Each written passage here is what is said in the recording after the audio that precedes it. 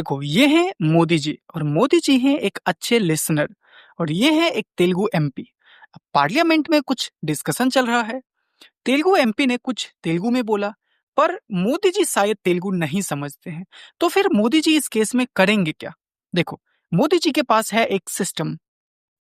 ध्यान से देखो, मोदी जी के टेबल पे लगा हुआ है एक स्क्रीन और इस स्क्रीन में मोदी जी ने सपोज करो लैंग्वेज जो सुनने के लिए उन्होंने चूज किया, वो चूज किया हिंदी या फिर इंग्लिश। फिलहाल अभी के लिए मान लो कि मोदी जी ने हिंदी चूज किया। स्टार्टिंग से हम देखते हैं कि आखिर ये सिस्टम काम कैसे करता है।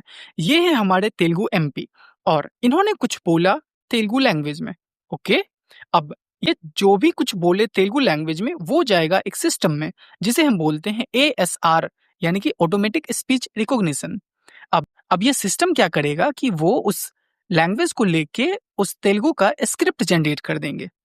अब ये तेलुगु स्क्रिप्ट जाएगा एक और सिस्टम में जिसे हम कहते हैं एनएमटी, यानी कि नेचुरल मशीन ट्रांसलेशन।